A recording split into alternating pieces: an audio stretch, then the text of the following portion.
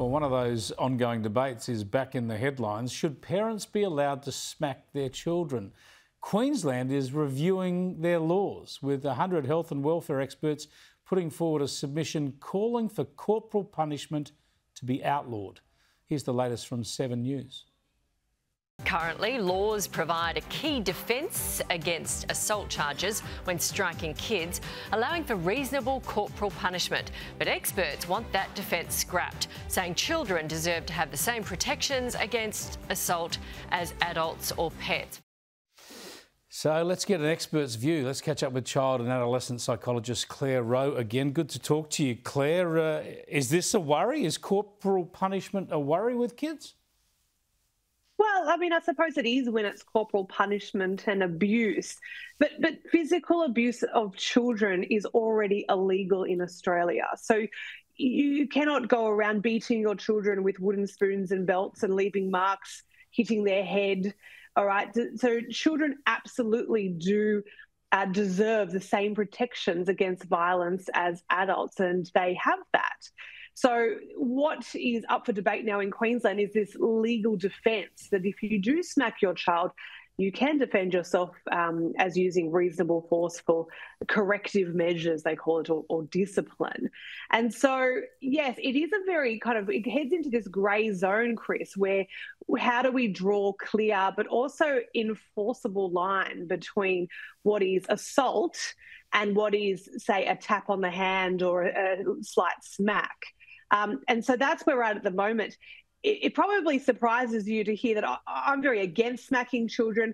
And that's mostly because most parents who come to me don't want to be smacking their children. They're after other methods to be able to get them to comply.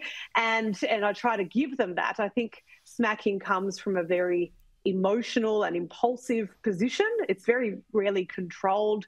And I think it just kind of tells your child that I've lost control of the situation and now I've lost control of myself and I'm lashing out. So I don't think it actually is calm and authoritative parenting. But in a situation where we have, I think a epidemic of permissive parenting, I think we're heading down a little bit of a hard route here if we're going to be putting very well-intentioned, kind and loving parents into the criminal justice system. Yeah. I mean, as I said, I think it comes down to much more education. There are better methods to get your kids' behaviour corrected, and boy, do we need that with kids today. Yeah, better ways to encourage them or impose other consequences. But as you say, of course, any abuse of children, physical or otherwise, is against the law anyway.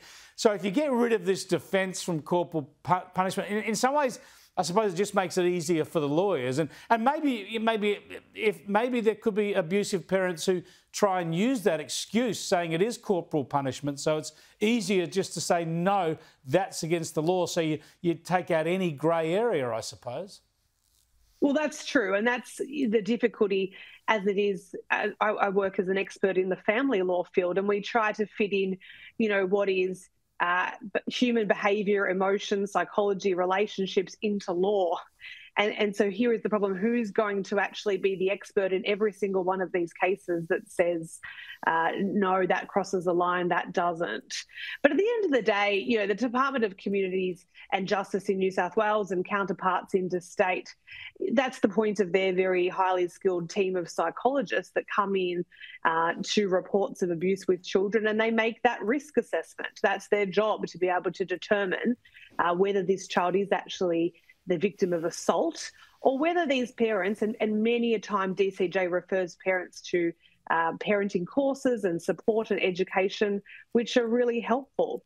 So I'm a little bit on the fence, Chris, because I am anti-smacking, but I just worry that if we're sending parents left, right and centre for police reports and clogging up the system with parents who just actually don't know how to control their kids and need some assistance, we're just heading down a very dangerous path.